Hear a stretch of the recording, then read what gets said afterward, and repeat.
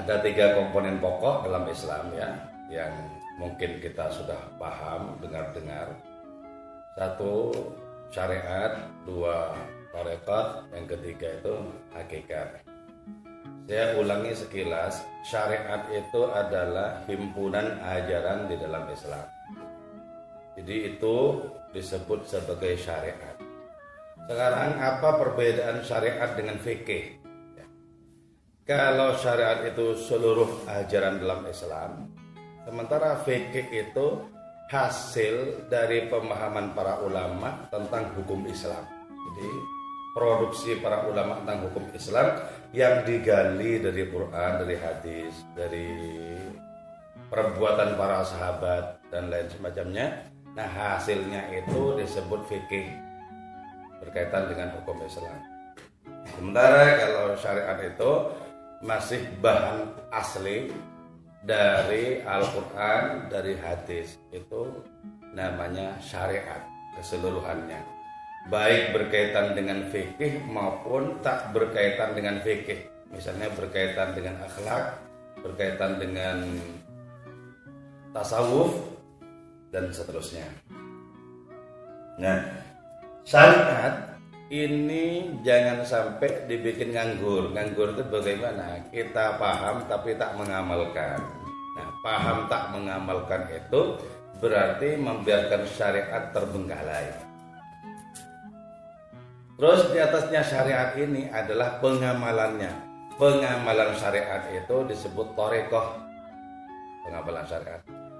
Ada thariqah secara umum, yaitu kita mengamalkan syariat, itu pengamalannya sudah thariqah. Terus ada thariqah yang khusus, yaitu sistem amaliyah di dalam mendekatkan diri kepada Allah.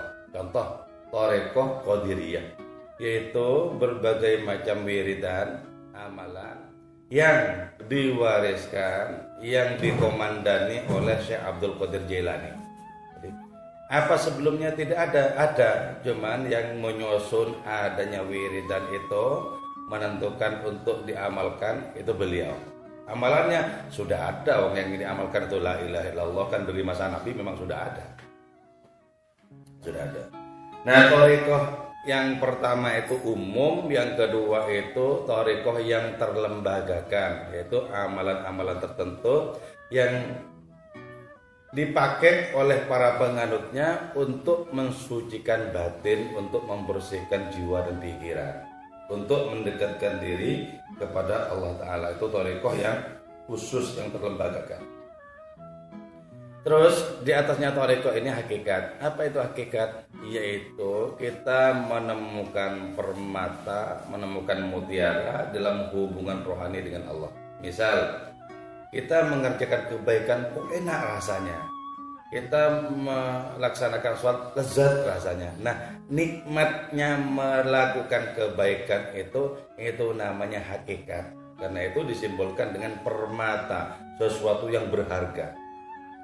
Bisakah kita berasyik masuk?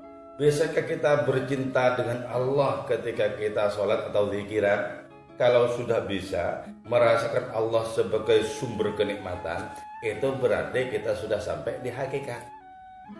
Karena itu kita belajar menjadikan ibadah itu sebagai sarana bercinta secara rohani dengan Allah Ta'ala.